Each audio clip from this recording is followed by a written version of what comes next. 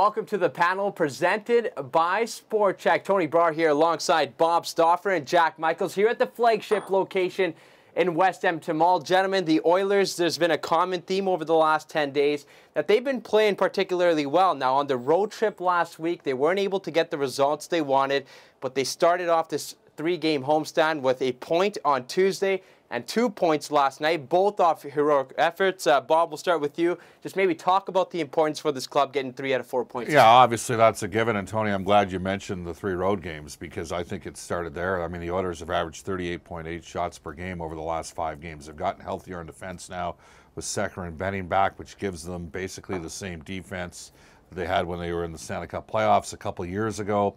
They're getting some currency out of maybe some guys that are improving right now. Colby Cave, Sam Gagner coming back is, I think, giving them a little bit of a spark, maybe a different option. And then Nugent Hopkins and Draisaitl playing on one line and Connor McDavid on the other. So it's been intriguing last few days. Good comeback against Arizona. And then the overtime victory against a really good team against the New York Islanders. So they're still in it.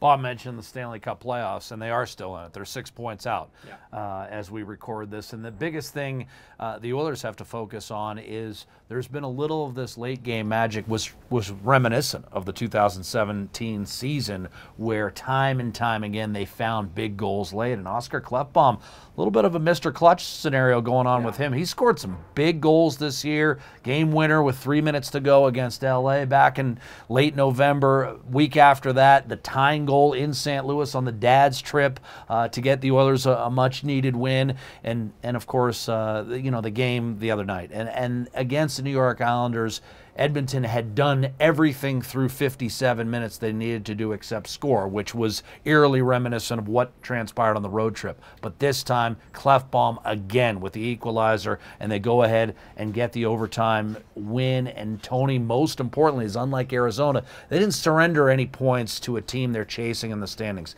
And that's what makes Saturday's matchup against Anaheim so important. It's a team they're chasing, and it's a team they've got to knock off in regulation. Especially when you're playing teams that are playing back-to-back, and with all due respect to Anaheim, they are not as deep a team as the New York Islanders. I mean, Barry Trotz's team, I mean, they're leading their division right now. So it's an intriguing situation for Edmonton for me. They are challenged in terms of depth-wise up front, but against the Islanders, they got 2 goals from lines that did not include one of Connor McDavid, Leon Draisaitl, or Ryan Nugent-Hopkins. That hasn't happened basically since the Buffalo blowout when I think they got 7 that night. So that bodes well, and I think part of it is there's a little bit better transition game from the defense.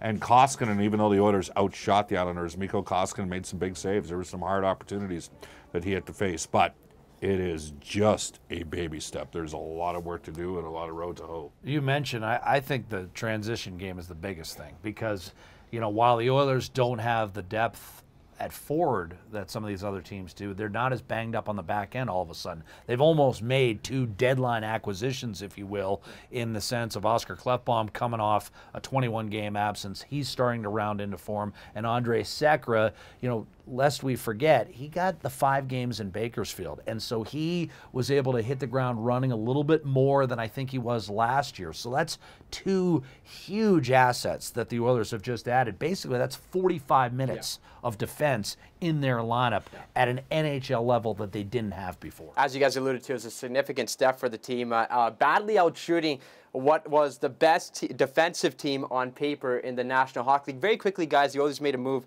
last week. I just want to maybe quickly touch on Sam Gagner. He is wearing the Sons of Anarchy vest for Player of the Game. Just maybe talk about what he brings to the table, Jack, for this club. Well, I think Sam does a couple things. Number one, he brings another veteran, poised, professional presence, a guy who's been around the league for a decade now. I mean, it's hard to believe. We're getting old. Yeah, it's unbelievable, but that's the bottom line. Is Sam Gagner is an 11-year pro, and he's a pro's pro. He's well-liked throughout the league.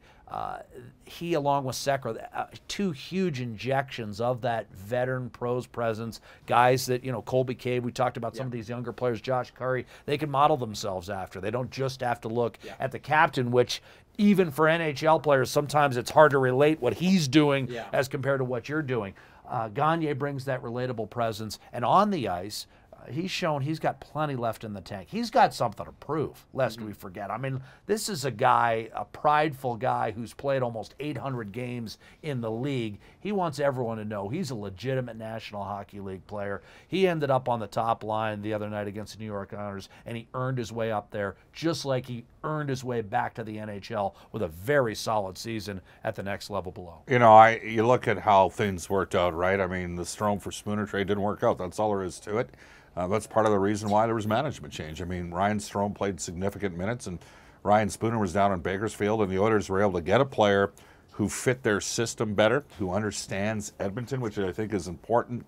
And though Sam, to me, was never a cocky guy, you know, I would think that he was probably a little bit humbled, and it makes you want it that much more. And so I'm not, to me, Sam Gagner is a player that's going to do what is ever necessary to stay here and have a good year and a quarter in Edmonton coming over that trade.